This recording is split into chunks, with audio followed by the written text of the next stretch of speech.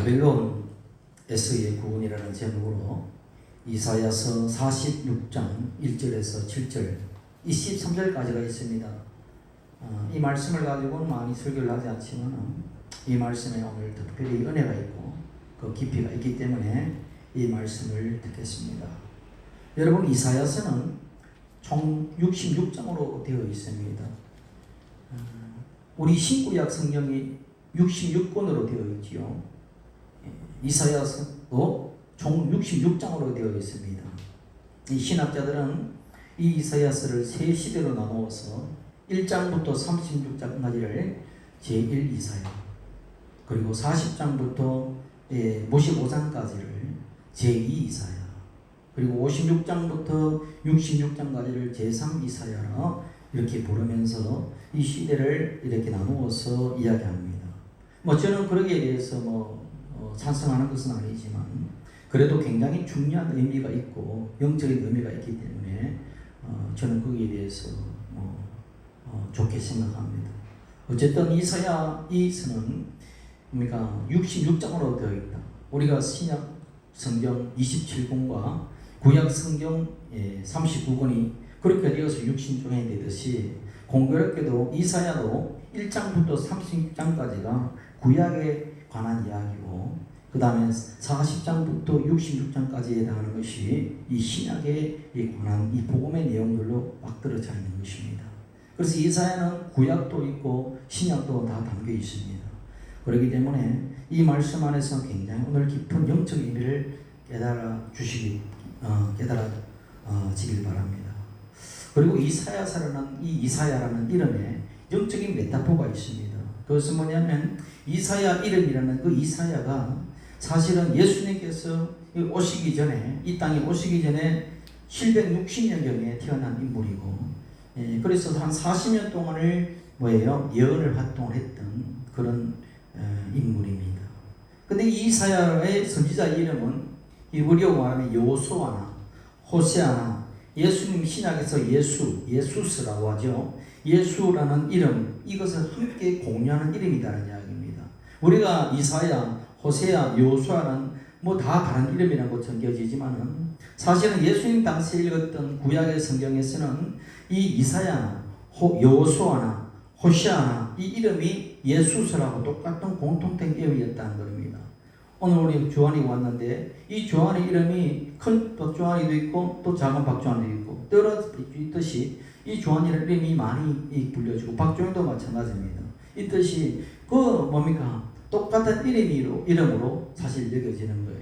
그래서 이사야라는 그 뜻이 야훼께서 구원하신다, 야훼는 구원이시다, 이런 뜻을 가지고 있습니다. 예수라는 이름도 야훼께서 구원하신다, 야훼는 구원이시다, 이런 뜻을 다 함께 내포하기 때문에 사실은 이사야서는 예수서라고도 할 수 있는 것이고 호세아서도 예수서라고 할 수 있는 것이고 여호수아서도 예수서라고도 이야기할 수 있는 것입니다. 그래서 성경의 모든 구약과 신약을 통틀어서 누구를 증언하고 있느냐? 요한복음 5장 39절에 나를 증언하는 것이라. 따라합시다. 나를 증언하는 것이라. 나가 누굽니까? 예수 그리스도를 증언하는 것입니다. 구약 창세기부터 말라기까지의 모든 말씀의 내용은 누구에 대해서 증언하는 말씀인가? 나에 대해서 증언하는 말씀입니다. 예수 그리스도에 대해서 증언하는 말씀입니다. 다윗을 이야기해도 다윗인 그리스도 예수를 증언하는 것이고, 솔로몬을 이야기하더라도 솔로몬 지혜이신 예수 그리스도를 이야기하는 것이고, 그 모든 믿음의 조상 아브라함을 이야기하더라도 믿음의 본체이신 예수를 이야기하는 것이고, 믿음의 아들 아브라함의 아들 이삭을 이야기하는 것도 제물 대신 예수 그리스도를 이야기하는 것이고, 그 모든 인물과 사건들이 누구를 증언하는 것이냐? 사실은 시대도 다르고 인물도 다르고 사건도 다르지만 그 모든 내용 안에 있는 메타포, 그 진정한 실제는 누구다? 예수 그리스도를 말씀하고 있는 것입니다. 그래서 오늘은 이 신약의 40장에서 66장에 해당하는 이 46장의 말씀들은 사실은 바벨론에서의 포로된 자들을 구원하시는 하나님의 말씀이 선포되고 있는 말씀입니다. 그래서 오늘 이 말씀을 우리가 이해하기 위해서는 이스라엘의 역사에 대해서 이해할 필요가 있습니다. 우리가 왜 이스라엘 역사를 알을 필요가 있느냐? 이스라엘 역사는 그 다른 우리나라 대한민국 역사도 알기도 힘든데 왜 이 세계사도 알기 힘든데 이스라엘 역사를 알 필요가 있느냐? 이스라엘 역사는 단순한 이스라엘 역사가 아니라 이스라엘 속에서 하나님께서 역사한 그 통하여 오늘 모든 인류의 하나의 뭡니까? 축소판이라 할 수 있는 겁니다. 인류의 구원의 역사가 그 이스라엘 역사 안에서만 고스란히 상징적으로 우리에게 보여주고 있기 때문입니다. 이스라엘 역사를 보게 되면 하나님의 택한 백성들이 모세의 인도를 받아서 여호수아의 지도 아래 뭐가 젖과 꿀이 흐르는 가나안 땅, 지금의 팔레스타인으로 들어와 살았습니다. 그러나 그 땅에 살 때에 그 가나안에 있는 문화가 있습니다. 가나안 족속들이 누리고 있는 문화, 그리고 가나안 족속들이 누리고 있는 종교를 받아들이면서 하나님 여호와 하나님 하나 섬기라는 그 모든 지엄한 말씀을 신앙을 저버렸다는 것입니다. 때문에 수많은 선제들이 이 땅에 와서 그 땅에서 하나님의 수없는 대언자로서의 말씀을 선포하고 그렇게 했지만은 그들이 돌이키느냐? 돌이키지 않고 그래서 뭡니까? 채찍을 들고 매를 맞기도 했습니다. 그래서 결국은 뭡니까? 하나님의 백성들은 지 선지자가 와서 이야기하면 그 선지자를 오히려 죽이고 뭡니까? 채찍질하고 그들의 말씀을 하나님의 말씀으로 받지 않았다는 겁니다. 결국 그렇게 하나님은 이 백성들을 북이스라엘을 어떻게 합니까? 주전 722년에 주님이 오시기 전에 722년에 아시리아라는 나라에 뭡니까? 멸망을 당하게 합니다. 그리고 뭡니까? 주전 586년에 바벨로니아라고 하는 그 나라에 그 당시에는 제국입니다. 그 바벨론 제국에 의해서 멸망을 당하게 하죠. 그렇게 해서 뭡니까? 1차, 2차, 3차의 포로의 어떤 과정이 겪으면서 그 포로에 되는 그 기간을 성경에서는 70년이라고 이야기하고 있습니다. 70년의 포로를 통해서 그들은 뭡니까? 깎이고 고난을 당하면서 뭡니까? 있을 때 잘해? 라는 말이 있죠. 하나님께서 은혜를 베풀 때 잘해야 되는데 그렇게 경고를 여기다가 내 조국을 빼앗기고 하나님의 법을 떠나서 고난의 길로 가게 되면서 그때부터 겨우 이제 하나님을 찾고 야훼를 찾는 그런 어떤 일이 생긴다는 것입니다. 우리 인생도 마찬가지입니다. 등 따시고 배부를 때는 하나님이 어디 있느냐? 내 욕망과 내 뜻대로 살다가 갑자기 폭풍우가 몰아치고 비바람이 불어주고 내 인생에 뭔가 살 희망이 소망이 없을 때에 아무도 내 곁에 사람도 없고 몸에 의지할 것도 없을 때에 그때야 비로소 내 조상이 섬겼던 하나님, 내 어머니가 기도했던 그 주 예수님을 이름을 부르게 되는 것입니다. 그래서 뭡니까? 그때에 비로소 주께로 돌이키는 탕자의 역할도 마찬가지입니다. 모든 우리 인류는 어떻게 보면 탕자라고 할 수 있는 분입니다. 하나님 아버지의 품을 떠나서 스스로 내가 살겠다고 나아가서 뭐예요?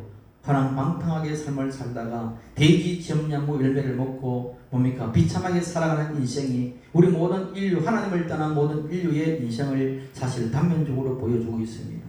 그럴 때 뭡니까? 그가 다시 돌이킨다는 말이죠. 돌이킨다는 것은 도덕적인 어떤 회개를 도뿐만 아니라 이제는 아버지께로 돌아가겠다는 이야기입니다. 내가 다시 하나님 품으로 돌아가겠다는 이야기입니다. 내가 다시 주 예수 이름 안에서 그분 안으로 들어가겠다는 그런 것이 회개라는 것입니다. 마찬가지로 이 뭡니까? 바빌론이라는 포로에 되고 아수르에게 포로가 되어서 이제는 뭡니까? 고통 가운데 있을 때 하나님께서는 새로운 아버지 한 사람을 예비해 두죠. 그것은 바벨론의 제국을 멸망시켰던 메데바사라는 그 나라의 왕입니다. 세계사에서는 그것을 키루스라고 하죠. 성경에서는 고레스라고 합니다. 키루스와 고레스는 같은 인물입니다. 그 고레스를 통해서 이스라엘의 뭡니까? 사람들, 백성들을 다시 그 땅으로 들어가서 여호와 하나님을 섬기도록 칙령을 내렸다는 이야기입니다. 그렇게 해서 뭡니까? 70년의 포로 생활이 이제 청산되는 그 시점에서 어떻게 해요? 지금 이사야 46장의 말씀이 그렇게 선포되고 있는 이야기입니다. 여러분, 하나님의 백성이 말씀에 순종하지 않고 우상을 섬기고 살면은 뭐다? 반드시 징계가 있기 따름입니다. 심판이 있습니다. 하나님의 자녀가 이다고 하면서 심판도 없고 징계가 없다면 뭡니까? 그 버린 자식이죠. 내 자식일 때 채찍을 두고 내 자식일 때 매를 드는 것이 남의 자식 불러다가 잘못한다고 때릴 아저씨가 없습니다. 그러면 경찰이 잡혀가는 것이고 미친 사람 소리 듣는 것입니다. 내 자녀가 바른 길을 가고 그 바른 길을 통해서 세상의 사람들에게 존경받고 아름다운 인생을 살아서 복받는 인생 살기 위해서 부모로서의 인생을 좀 더 살아본 부모로서는 저렇게 살면 틀림없이 저주를 받고 사람들에게 버림받고 고통받고 찢어진 인생이 될 수밖에 없기 때문에 어떻게 해요? 때로는 매를 들어서라도 고치려고 하지요. 그렇기 때문에 내가 하나님 앞에 매를 맞는다는 것은 저주를 받는 것이 아니라 어떻게 보면 사랑의 매를 맞고 있다. 그래서 많은 사람들이 고난 가운데 주를 찾는 것입니다. 그래서 내가 고난 가운데 있느냐? 내가 주를 부를 때구나. 주를 더 깊이 만날 때구나. 이 고난을 떠나서 이제 주님께서 나를 만나 주시겠구나라는 그런 소망을 가지고 있는 것입니다. 그것이 뭡니까? 하나님의 자녀된 자아상을 가지고 있는 자의 생각이고 마음인 것입니다. 그런 것이 없으면 우상을 찾게 되겠지요. 그래서 하나님의 그 심판 속에서도 누구를 통해서 이스라엘의 백성의 남은 자를 통해서 구원을 이루신다는 것입니다. 가만히 보십시오. 이스라엘을 누구를 통해서 지금 그러니까 심판하고 누구를 통해서 경책했느냐를 보면 아시리아라는 아수르의 나라와 바벨론이라는 바벨로니아의 나라를 통하여 뭡니까? 포로가 되게 했습니다. 그것은 영적인 의미가 있는 것이에요. 아수르라는 것은 포악한 어떤 기질을 가지고 있었습니다.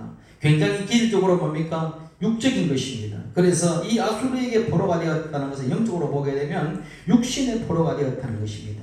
영이 약하게 되면 육의 포로가 되어 있는 거예요. 아수르가 이스라엘뿐만 아니라 다른 나라를 정복할 때 굉장히 무지한 방법으로 정복해요. 그렇기 때문에 예수님 당시에도 사마리아 여인을 왜 뭡니까? 사마리아 사람들에게 유대인이라고 인정하지 않느냐? 그게 피를 섞었다는 이야기입니다. 그 피를 섞다는 뭡니까?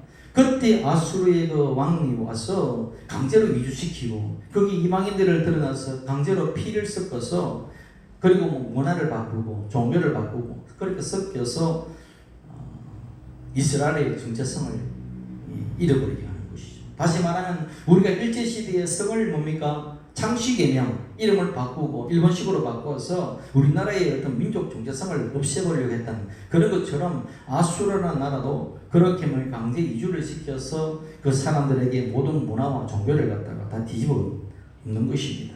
그것은 우리 영적으로 우리가 보게 되면 오늘날 무엇이냐? 그리스도인들이 하나님의 말씀 안에 살지 못하고 그렇게 나갈 때에 어떻게 무엇에 포로가 되는가? 자신의 육신의 소욕에 포로가 되고 육신의 정욕에 포로가 되어서 그래서 결국 내 영이 뭡니까? 육에 의해서 지배를 당하는 것을 이야기합니다. 그래서 육신의 소욕은 어떻게 해요? 도덕 윤리를 무너뜨리죠. 거룩함을 이루게 못하게 하지요. 하나님께서 이 백성들에게 뭐라고? 10계명을 줬습니다. 10계명을 주면서 이 계명을 지킴으로 말미암아 너희가 거룩하게 되라고 이야기했습니다. 그런데 그 계명을 저들은 버렸다는 이야기입니다. 왜요? 자기 욕심을 따라 살려고. 자기 욕심을 따라서 바알을 섬기고. 왜? 바알이 무슨 신이기 때문에 풍요의 신이란 말입니다. 풍요의 신. 옛날에 고대 운동에는 야의 신은 전쟁의 신이라고 많이 알려져 있었습니다.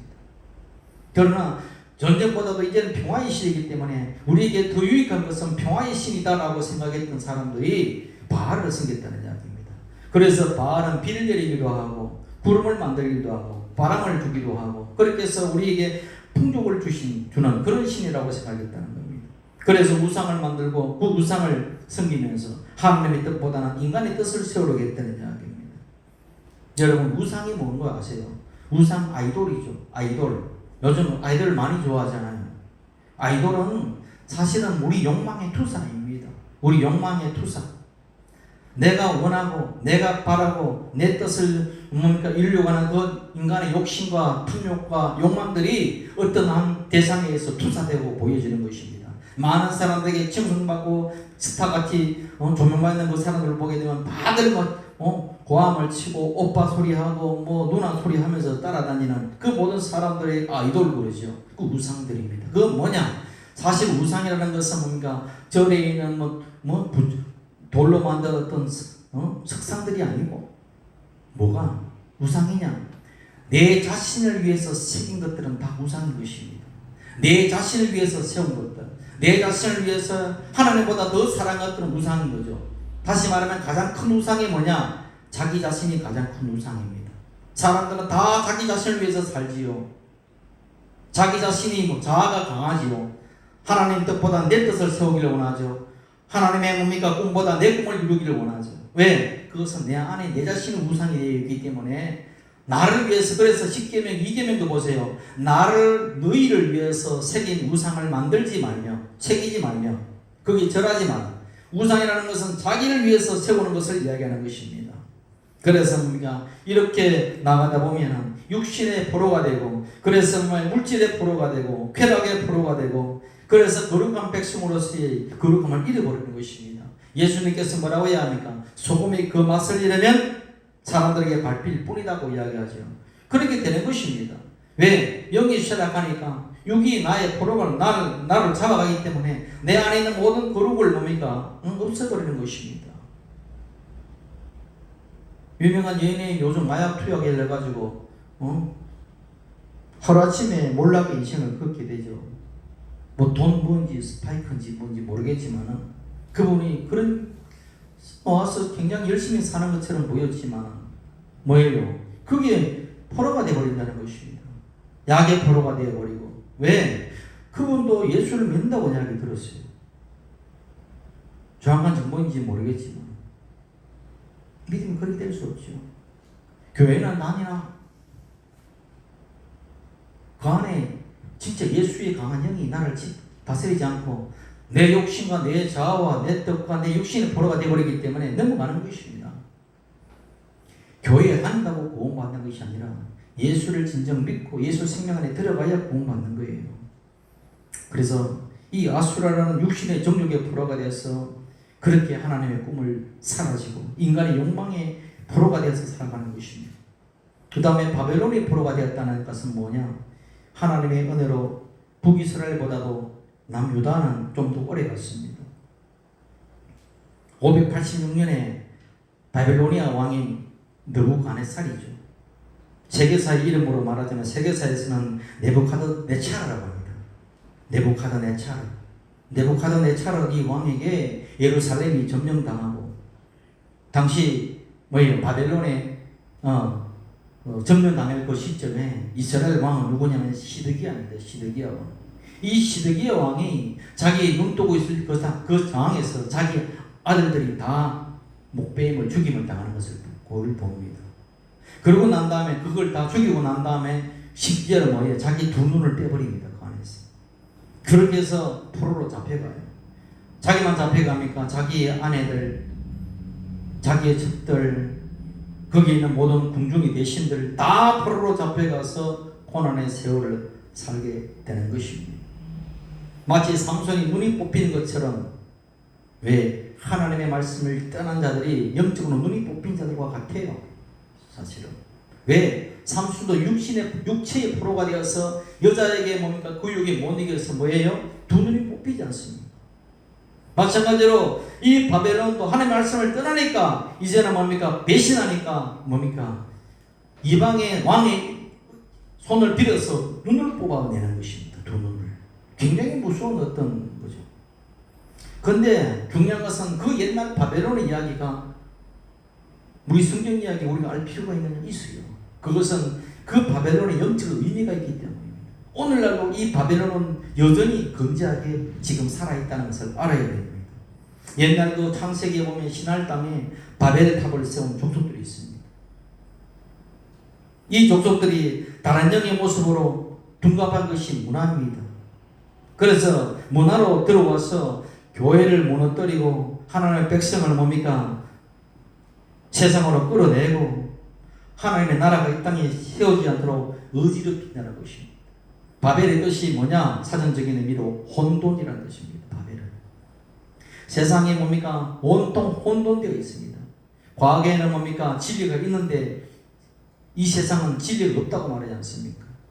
과거에는 하나님이 살아계시다고 했는데 현대에 와서는 현대 철학은 신은 죽었다고 이야기하지 않습니까? 오늘날 사조가 그런 것입니다. 포스트 모더니즘의 사조는 어떤 사조냐? 상대적 가치는 인정하지만 절대적 가치는 인정하지 않는 세상. 상대적 진리는 인정하지만 절대적 진리는 인정하지 않는 세상. 예수도 구원이 한 방편이지만 다른 종교에도 구원이 있다는 종교다원주의가 지향하는 세상. 이 세상은 얘는 하나님이라고 하는 그 신이라는 존재는 우리 인간이 정신적 세계 속에서 우리 인간의 욕망을, 우리 인간의 바램을 그 신이라는 존재를 통해서 투사했던 투사의 상징이라고 이야기하는 그 사상. 그리고 세상에는 남자 여자만 있는 것이 아니라 중성도 있고 여성 같은 남성도 있고 남성 같은 여성도 있고 그래서 남자와 남자가 결혼할 수도 있고 여자와 여자가 결혼할 수 있다고 하는 그런 젠더 이데올로기, 그런 것들이 다 바벨론의 역사입니다. 바벨론의 모습입니다. 왜 혼돈시키잖아요. 이 세상의 모든 가치가 이 시대의 정신이고 우리가 지향하는 어떤 세상으로 믿음을 주는 세상, 하나님의 진리의 말씀이 아니라 세상적 가치, 그것이 우리 시대 정신이고 그것을 우리가 지향해야 된다고 그 믿음을 주는 그런 세상. 또 하나님 중심이 아니라 누구 중심으로, 사람 중심으로 살아야 된다는 그런 세상, 인간 주체 사상을 주장하는 그런 세상, 그런 세상이 뭡니까? 모두 바벨론 제국입니다. 영적인 바벨론 제국이라는 이야기입니다. 오늘 이 영적인 바벨론 제국 속에서 교회는 피를 흘리고 있습니다. 절대적 가치도 없고 절대적 진리를 위해서 부르짖으면 그것은 너희가 덩신이라고 미신이라고 야만이라고 하는 그런 시대에 지금 우리가 살고 있다는 것입니다. 안타깝게도 지금 수많은 나라에서 수많은 교회들이 그들의 진리를 고수하지 못하고 세상의 바벨론의 그 논리 안에서 그 바벨론의 주장 안에서 포로가 되어 간다는 이야기입니다. 미국의 어떤 유럽의 어떤 교회들은 동성애를 받아들이고 더 이상 교회는 필요가 없고 또 교회 없이 그리스도의 말씀과 진리를 내 삶에서 이루어내면 되는 것이라고 이야기하고 교회는 필요 없으니까 하나님 나라만 되면 된다라고 생각하는 무교회주의가 판을 치고 다른 종교에도 구원이 있으니 무슨 꼭 교회에 나와서 이야기할 거 없다 하고 자기가 믿는 종교 열심히 최선을 믿으러 가는 그런 어떤 말도 안 되는 이야기들이 세상에서 지금 벌어지고 있는 이야기입니다. 이게 뭐예요? 바벨론에 갇힌 포로, 바벨론의 포로가 된 교회가 된 것입니다. 이 속에서 우리가 어떻게 살아갈 것인가?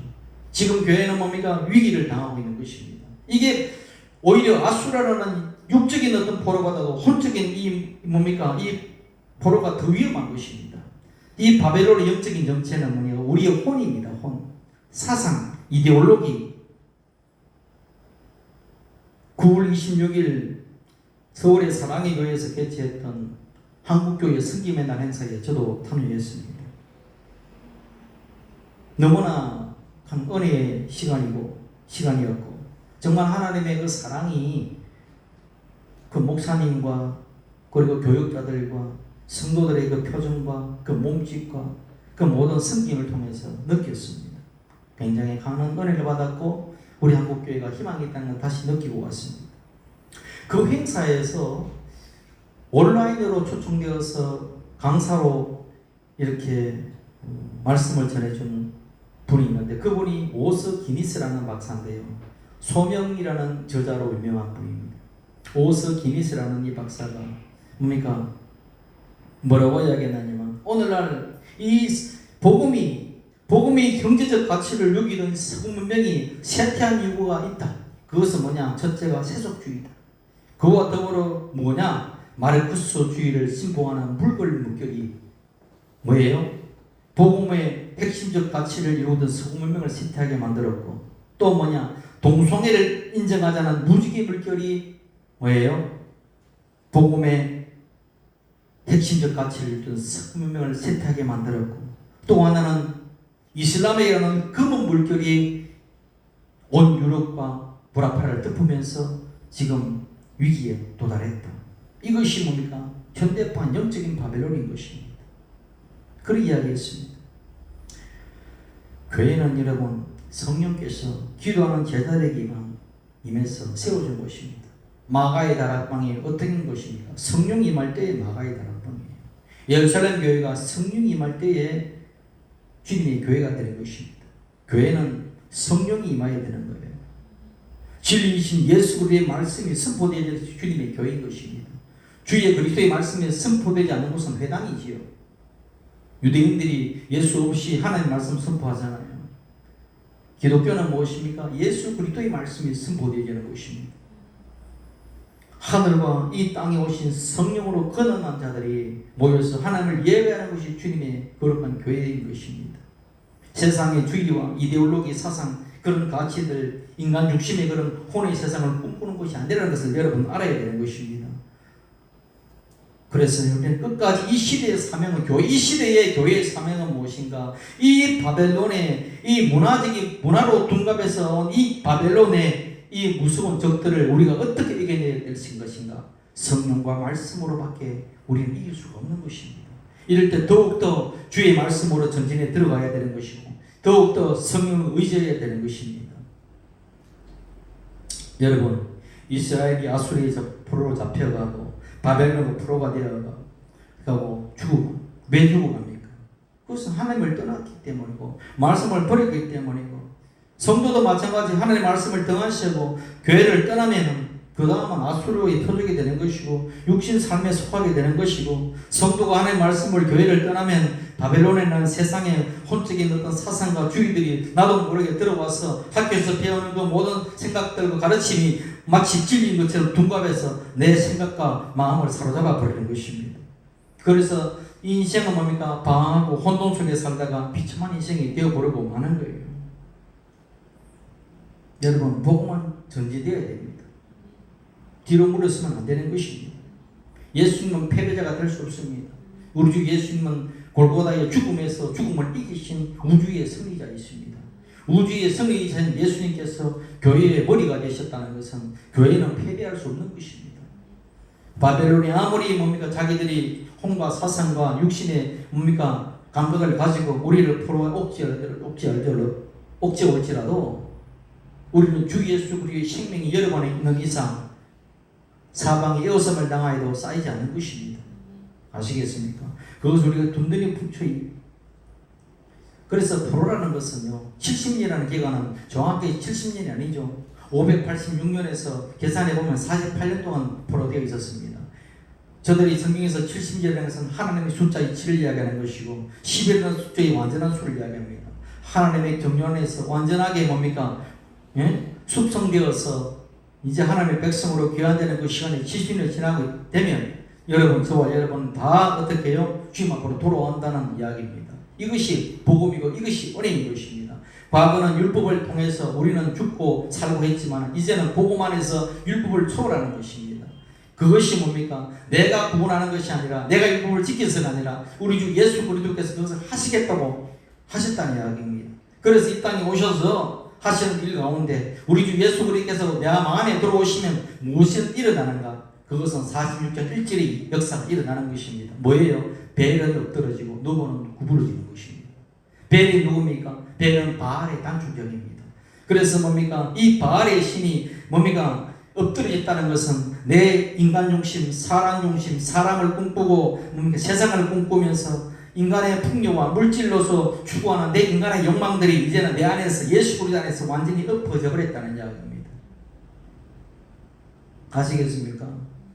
그래서 뭡니까? 그 욕망들이 처리되는 것은 뭐냐? 주 예수 그리스도께서 성령의 뜨거운 역사를 통하여 거듭남의 역사를 이야기합니다. 육신의 정욕과 안목의 정욕들이 말씀 안에서 처리되어 가면서 뭡니까? 거룩한 내 마음이 다시 살아나는 것입니다. 그것이 내 안에 벨이라는 것이 엎드러지는 것, 이것이 은혜의 시작이고 복음의 시작인 것입니다.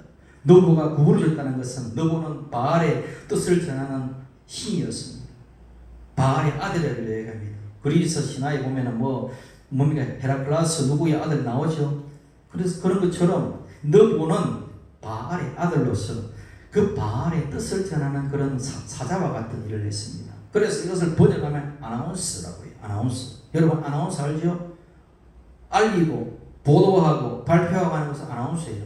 이 아나운스의 이 뜻을 가지고 있는 것입니다. 왜? 아나운서들은 뭡니까? 하나님의 뜻을 전하는 자들 아니죠. 세상의 뜻을 전하지. 오늘날 똑같습니다.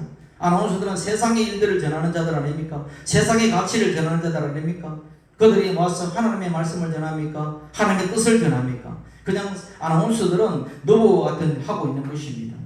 이 세상엔 두 나라가 있습니다. 하나님의 나라가 있고 세상의 나라가 있습니다. 세상의 속한 자는 세상의 소리를 하고 세상의 이야기를 하고 세상의 말을 전하게 되죠. 그 세상의 말을 전하는 자들이 누구라는 것입니다. 아나운서들 같은 일을 하고 있다는 이야기입니다. 오늘날 가만히 보십시오. 세상의 언론들이, 세상에 속한 언론들이 기독교에 대해서, 교회에 대해서 우호적입니까? 결코 그렇지 않습니다. 세상의 언론이라는 것은 좋은 소식보다도 나쁜 소식 전하는 것이 더 시청률이 오르고요. 좋은 소식보다 불이한 소식 전할 때 시청률이 더 오르고요. 선한 일을 하는 사람의 영혼을 증축하는 것보다도 몸이 악한 일을 해서 세상에 사례와 같은 사람을 이야기할 때 더 시청률이 오르고요. 세상의 언론 노보는 그렇습니다. 그래서 이 노보를 대적하기 위해서 기독교 방송이 생기는 것이고요. 기독교 신문이 생기고, 그래서 하나님의 말씀을 대언하려고 하는 거예요. 하나님의 말씀보다도 경제가 우선이라 하는 것, 이게 뭐예요? 바알이 우선인 것입니다. 이 세상의 가치를 따르는 그런 언론들이 거기에서 다 동조하는 거죠. 다 경제 이야기하죠. 경제가 살아야 된다. 경제가 살아야 된다. 세상의 인류 역사에 경제 이야기 안 하는 역사가 있었습니까? 중요합니다. 그래서 이것을 대언하는 그 모든 대언자들이 너무 우성을 가지고 있는 것이죠. 그렇다고 해서 예수 믿는 사람들은 언론에 종사하지 말라는 뜻이 아닙니다. 마치 불이 위험하다고 불을 다 없애버리려는 것, 무식한 이야기죠. 돈과 물질과 경제도 올바른 가치와 진리 안에서 사용되어지면 하나님 앞에 선한 도구로 사용되고 있는 거예요. 불도 나쁘게 사용되면 우리를 인간을 멸망시키지만, 불도 선한 도구를 사용하게 되면 맛있는 우리의 생명을 주는 그런 공급책이 되지 않습니까? 언론도 마찬가지죠. 너보도 마찬가지죠. 그래서 이것은 그리스도 안에서 새롭게 개혁되어지는 것입니다. 주의 말씀이 들어옵니다. 이런 역사가 어디에요? 이사야 40장 1장에 시작됩니다. 이 과거의 이야기가 아니라 오늘 우리의 이야기라는 이야기입니다. 하나님의 말씀을 자꾸 과거 이야기로 생각하는데, 하나님의 말씀은 과거 이야기 없어요. 현재 이야기입니다. 항상. 어거스틴이라는 그 위대한 교부, 그분이 뭐라고 말씀하시느냐? 과거도 과거의 현재고, 미래도 미래의 현재다. 현재는 현재의 현재다. 하나님 눈에서는 과거나 현재나 미래는 다 같은 존재단 거예요. 이게 영혼의 관점입니다. 영혼의 관점. 우리는 시간 속에 살기 때문에 과거, 현재, 미래를 나누어 보지만, 하나님은 과거 속에서도의 현재고 미래 속에서 현재인 것입니다. 그렇기 때문에 시간을 초월하시는 거죠. 우리는 그런 분을 믿고 의지하기 때문에. 그래서 이 말씀도 과거의 이스라엘 역사 이야기하는 것이 아니라, 이 과거 역사를 통해서 우리 오늘의 살아가는 우리들의 이야기를 지금 적나라하게 보여주고 있는 것입니다. 그래서 복음이 들어왔다는 것은 내가 벨이 엎드러졌다, 너보가 구부러졌다는 것이 내 안에 복음으로 다가왔다는 이야기입니다. 그 다음에 이어지는 말씀이 뭐냐? 그들의 우상들은 짐승과 가축이 실렸고 너희가 떠매고 다니던 것들이 피곤한 짐승의 무거운 짐이 되었다. 여러분, 우리 인간의 욕망의 우상들은 인생들을 무겁게 합니다. 무거운 짐이 되어가고, 수많은 사람들이 더 좋은 집, 더 좋은 차를 하기 위해서 할부를 사죠. 그 할부에 매여서 이자 내다가 인생 다 가고 나중에 죽고 말죠. 수많은 강남에 좋은 아파트를 살기 위해서 몇 억씩 대출받아서 지금 금리가 오르니까 어떻게 됩니까? 사람들이 버거워서 지금 30억 하던 아파트가 19억에도 안 팔린다고 그러지 않습니까? 왜? 인간의 욕망과 탐욕은 우리 인간에게 수고하고 무거운 짐으로 다가오는 것입니다. 그렇게 해서 뭡니까? 그 인간의 욕망의 속에서 저울질하니까, 충족질하니까 그 무거운 짐이 되어서 살아가는 인간들 얼마나 불쌍합니까? 저와 여러분들은 그렇게 안 살아가는 것이 감사한 거지요. 그렇게 내 욕망의 우상을 짊어지면 그 순간 무거운 짐이 되어서 걸어가는 그 길이 어떤 길이냐? 저주의 길이고 멸망의 길이고 사망의 길이라는 거예요. 그런데 내 안에서 이 욕망 우상들이 그리스도 안에서 처리된다는 이야기입니다. 처리된다는 것이 짐승과 가축에게 우상이 실려가 떠나간다는 이야기예요. 지금 이해되십니까? 성경이? 성경이 너무 깊어요. 너무나 영적인 것입니다. 그래서 우상들이 실려갔다는 것은 우상의 그 짐이, 이제 우리 제약의 짐들이 어떻게 해요? 짐승과 가축에서 실려갔다는 것은, 이 짐승과 가축은 누구냐? 이것은 베헤마라고, 가축은 히브리어로 베헤마라고 되어 있어요. 베헤마는 그 당시에 어떤 짐승을 이야기하는, 양을 이야기합니다. 양. 고대 근동에서 베헤마라고 하면 보통 4발 가진 짐승, 그렇다는 짐승을 비유할 때 가장 보편적으로 이야기할 때 뭐냐? 베헤마, 양을 이야기했어요. 어린 양 그리스도 예수께서, 어린 양이신 그리스도 예수께서 우리의 죄악의 무거운 짐을 지고 가시겠다는 이야기입니다. 지고 갔다는 이야기입니다.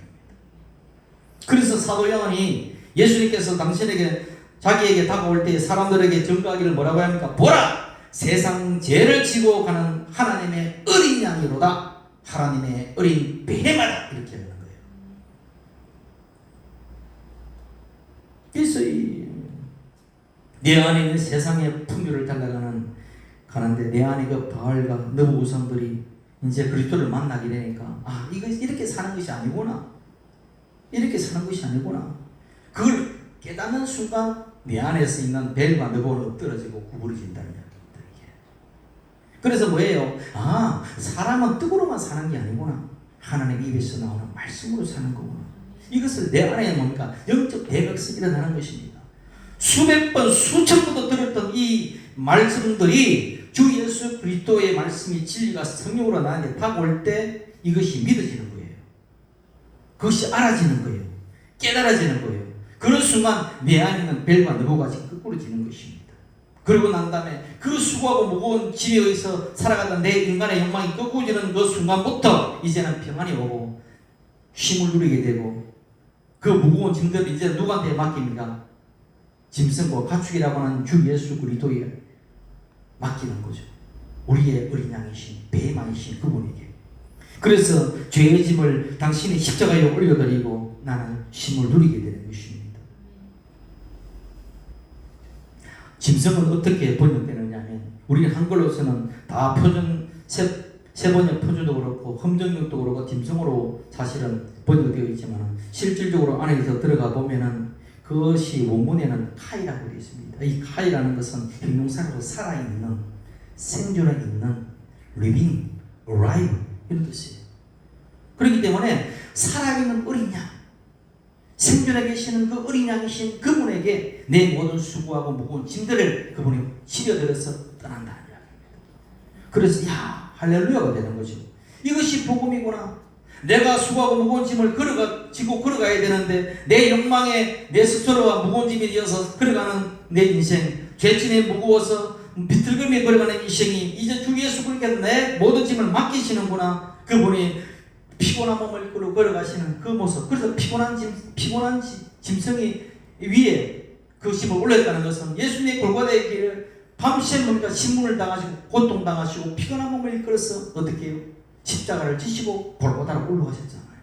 그 피곤한 그 몸으로서 골고다의 짐을, 우리의 짐을 지고 걸어가신 그 은혜가 우리에게 임했다는 이야기입니다. 여러분에게 임했다는 것입니다. 임했다는 그것을 내가 아멘으로 받아들일 때 그것이 복음의 시작의 역사가 일어나는 것입니다. 이제 나를 옥조하던 아수르가 떠나가고 이제 나를 옥조와서 나를 포로되게 만들었던 바벨론의 그 모든 혼적인 사상들도 나에게 떠나가고 오직 주 예수 그리스도의 말씀 안에 나의 진리라는 것을 깨닫는 영적 대각성이 일어나게 되는 것입니다. 그럴 때부터 내가 하나님의 자녀가 되고 성령의 인도를 받는 사람이 되는 것입니다. 그래서 나는 그 세상에서 구출받게 되는 거예요. 그래서 3절에 뭡니까?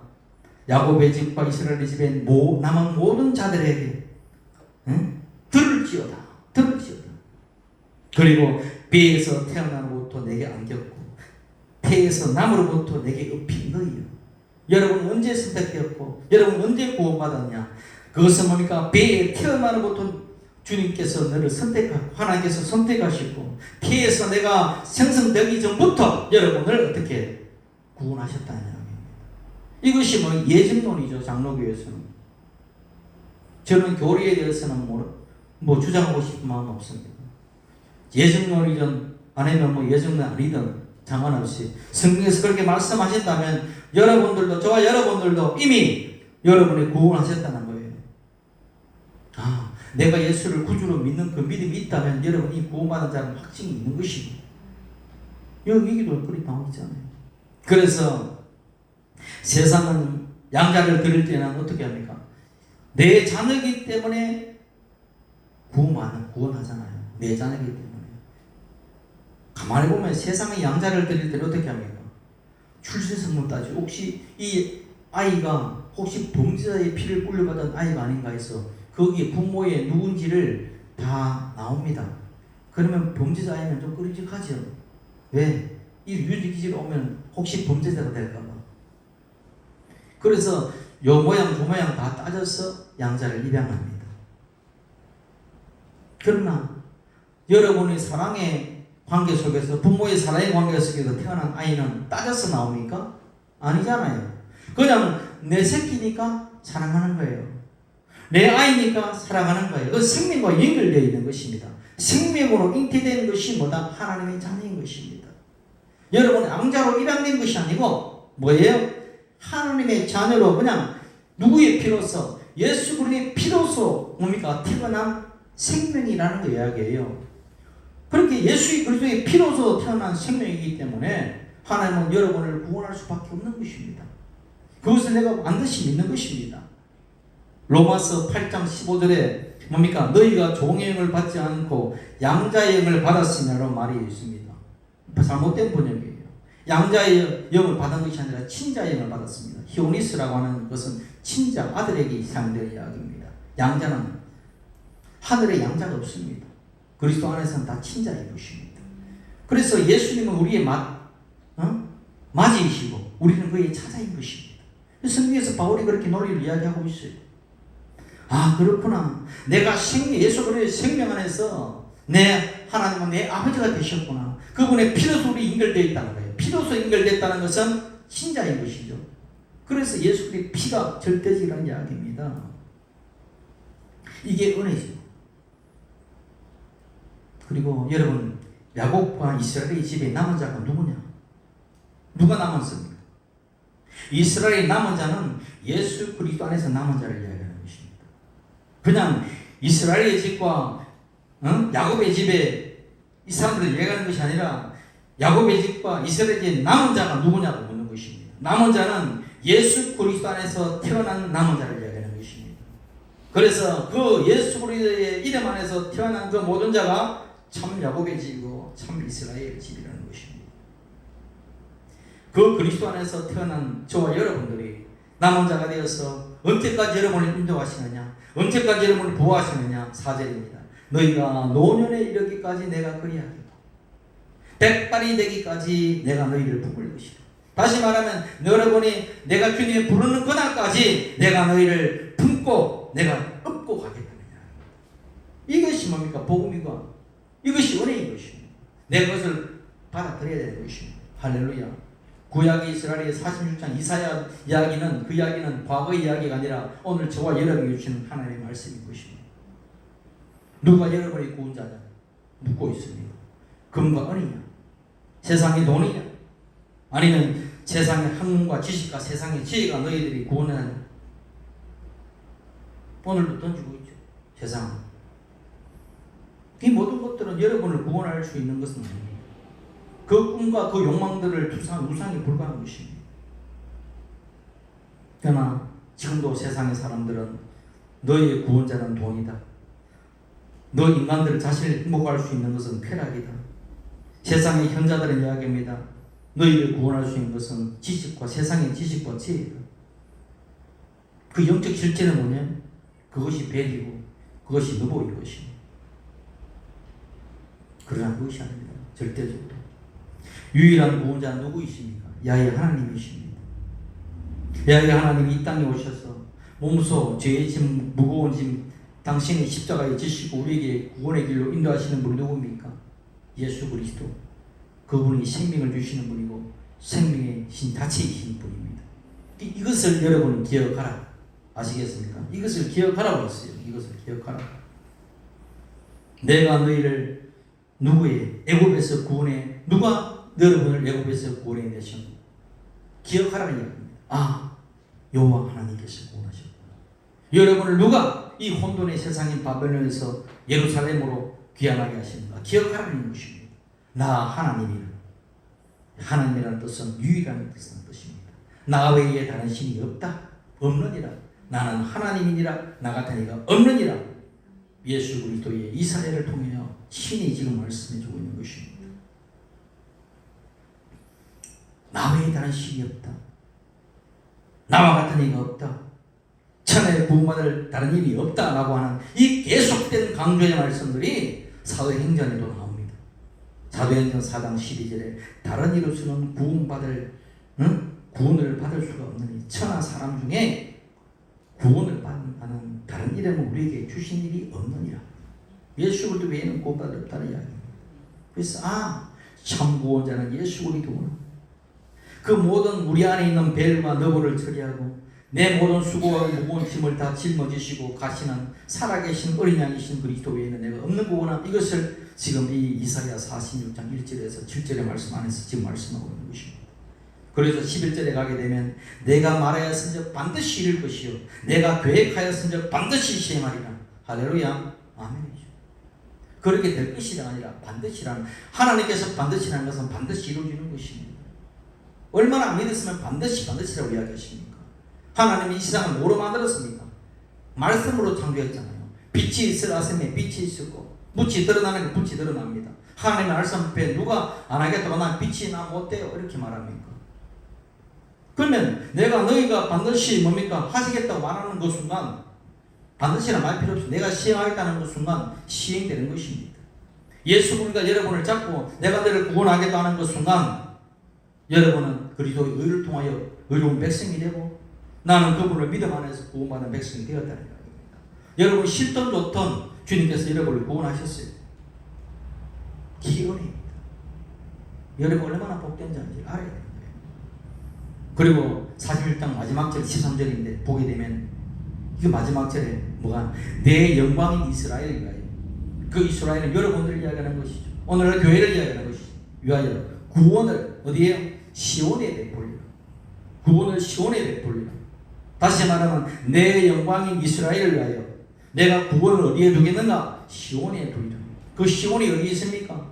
저기 예루살렘인 다윗성입니까? 찬송가 210장이 뭐라고 같습니까? 찬송가 210장은 시온성과 같은 교회, 그의 영광 하늘다. 2절에 뭡니까? 생명샘이 솟아나와 모든 성도 마시니. 3절에 주의 은혜가 내가 받아서 시온 백성 되는데, 그 시온은 뭐예요? 오늘날 주님의 교회, 주님의 교회를 통하여 구원받은 백성. 그래서 뭡니까? 시온은 주님의 피값으로 세운 교회를 이야기하는 것입니다. 교회에 나와서 주 예수 구원의 역사를 체험하고 구원의 지경이 이제 내 영혼을 넘어서 내 삶에서, 내 일터에서, 내 학교에서 확장되어 가는 것입니다. 그리고 그리스도의 생명이 확장되어서 여러분이 뭐로 강건해지느냐? 육으로 강건해지는 것이 아니라 그리스도로 강건해지는 삼중의 축복을 받는 거예요. 그래서 여러분의 생명을 얻는데 조금 얻는 것이 아니라 뭡니까? 풍성하게 얻게 되는 거죠. 생명을 얻을 때 그리스도로 말미암아 더 풍성히 얻고 누리게 되는 것입니다. 우리 예가 순복음교회 우리 모든 성도들, 유튜브의 우리 성도들 모두 그리스도 안에서 여러분 남은 자가 되었습니다. 언제까지? 백발이 되기까지 주께서 뭐 하시겠다? 품고 가신다고 말씀하셨습니다. 성령 안에서 여러분 생명을 얻고 어때? 그래서 더 풍성히 누리게 되기를 예수 이름으로 축원드립니다. 기도하겠습니다. 좋으신 우리 하나님 아버지 감사합니다. 오늘도 아버지 하나님